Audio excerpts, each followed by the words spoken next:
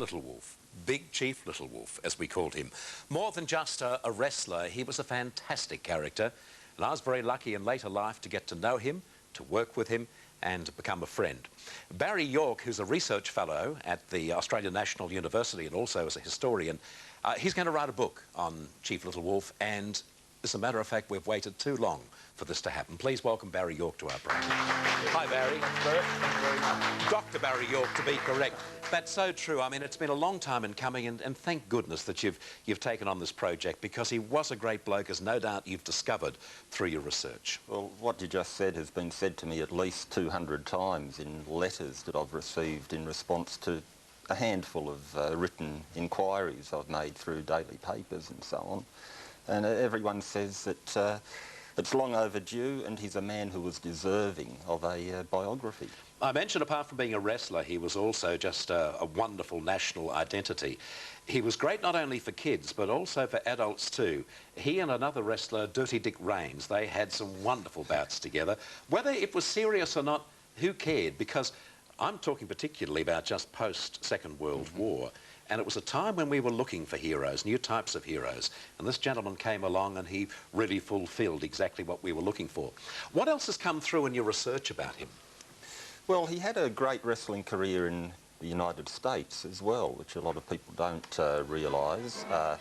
He was never a world champion, but he was actually robbed of the title in a sense, in that he should have wrestled Jim Londos, who is another great legendary name in American wrestling, and Londos reneged on the title bout. So the Chief was never actually a world champion, but when he came to Australia and eventually settled here in the early 50s, he captured the hearts of the people. And he's still a folk hero to this day to a certain generation of people.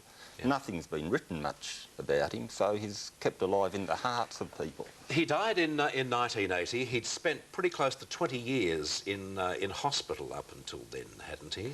He was in the Mount Royal Hospital in Brunswick. As the result of strokes? He had a stroke in the late 50s.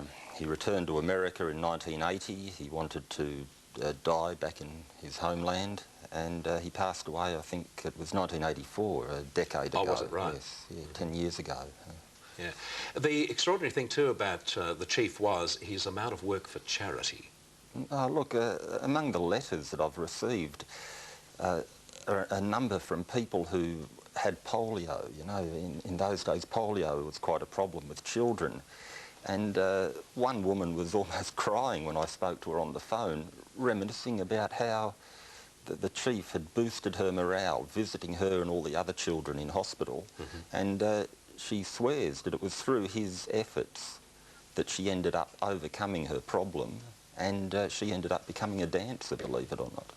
His daughter Marquita Little Wolf, whom we'll see and listen to now, of course, she went on to great fame in Australia too, and she's now living in America.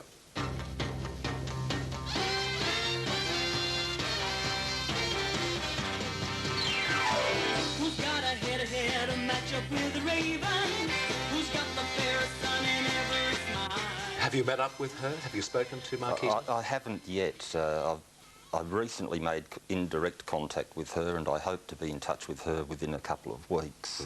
It is important to me to have the support of his family in this project. Is his wife still living?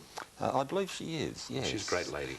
Yes, I believe they're both in America now, Marquita and her mother, and I can understand their protectiveness, their concern about their father's memory, because I guess it works on two levels. On one hand, there's the folk hero, the public figure, and then there's the private. And I want whatever I write, I want to have the endorsement of the family. Unashamedly, Barry is here this morning at my invitation. If anyone has any information, any reminiscences, any biographical details on the Chief, this is an address you can write to.